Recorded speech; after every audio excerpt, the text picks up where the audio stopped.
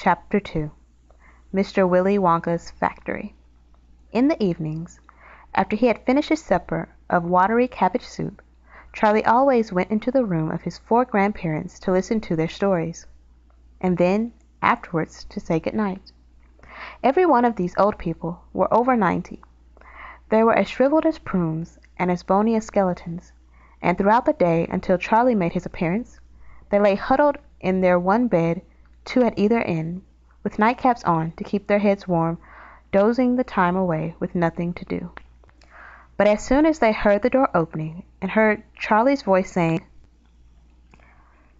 "Good evening, Grandpa Joe and Grandma Josephine, Grandpa George and Grandma Georgina," then all four of them would suddenly sit up, and their old wrinkled faces would light up with smiles of pleasure, and the talking would begin.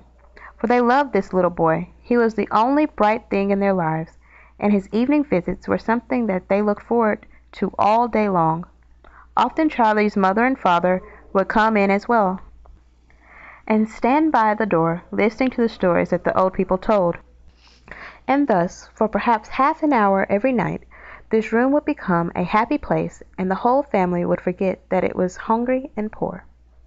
One evening when Charlie went to see his grandparents, he said to them, "Is it really true that Wonka's chocolate factory is the biggest in the world?" "True!" cried one of the four of them at once. "Of course it's true! Good heavens, didn't you know that? It's about 50 times as big as any other." "And this Mr. Willy Wonka really the cleverest chocolate maker in the world?" "My dear boy," said Grandpa Joe, raising himself a little higher on his pillow, "Mr. Willy Wonka is the most amazing, the most fantastic, the most wonderful, the most extraordinary chocolate maker in the world has ever seen." "I thought everyone knew that." "I knew he was famous, Grandpa Joe. I knew he was very clever." "Clever!" called the old man. "He's more than that. He's a magician with chocolate. He can make anything he wants. Isn't it a fact, my dears?" The other three old people nodded their heads slowly up and down and said, "Absolutely true, just as true as can be." And Grandpa Joe said, "You mean to say I've never told you about Mr. Willy Wonka and his factory?" "Never," answered little Charlie. "Good heavens above! I don't know what's the matter with me." Will you tell me more? Will you tell me now, Grandpa Joe, please?" I certainly will. Sit down beside me on the bed, and my dear, and listen carefully." Grandpa Joe was the oldest of the four grandparents. He was 96 and a half, and that was just about as old as anybody can be. Like all extremely old people, he was delicate and weak, and throughout the day he spoke very little. But in the evenings, when Charlie, his beloved grandson, was in the room, he seemed in some marvelous way to grow quite young again. All his tiredness fell away from him, and he became as eager and excited as a young boy. "Oh, well, oh, what a man he is, this Mr. Willy Wonka!" cried Grandpa Joe. "Didn't you know, for example, that he was himself invented more than 200 new kinds of chocolate bars, each with a different center, each far sweeter and creamier and more delicious than anything other chocolate factories can make?" "Perfectly true!" cried Grandma Josephine. "And he sends them to all four corners of the earth. Isn't that so, Grandpa Joe?" "It is, my dear, it is. And all the kings and presidents of the world as well. But it isn't only candy bars that he makes. Oh, dear me, no. He has some really fantastic inventions up his sleeve. Mr. Willy Wonka has.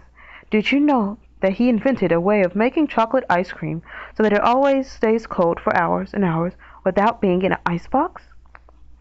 You can even leave it lying in the sun all morning on a hot day and it won't go runny." "Impossible!" said little Charlie, staring at his grandfather. "Of course it's impossible," cried Grandpa Joe. "It's completely absurd, but Mr. Willy Wonka has done it." "Quite right," the others agreed, nodding their heads. "Mr. Willy Wonka has done it."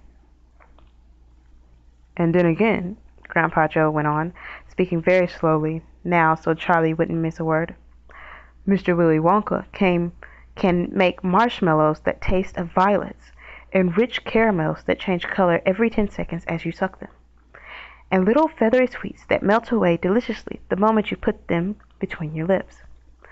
He can make chewing gum that never loses its taste, and candy balloons that you can blow up to enormous sizes before you pop them with a pin and gobble them up. And by a most secret method he can make lovely bluebirds' eggs with black spots on them, and when you put one of these in your mouth it gradually gets smaller and smaller until suddenly there's nothing left except a tiny little pink sugary baby bird sitting on the tip of your tongue. Grandpa Joe paused and ran the point of his tongue slowly over his lips. It makes my mouth water with just thinking about it, he said. Mine too, said little Charlie. Please go on. While they were talking, Mr. and Mrs. Bucket, Charlie's mother and father, had come quietly into the room, and now both were standing just inside the door, listening. Tell Charlie about the crazy Indian prince, said Grandpa Josephine. He'd like to hear that. You mean Prince Bonditry, said Grandpa Joe, and he began clunking with laughter.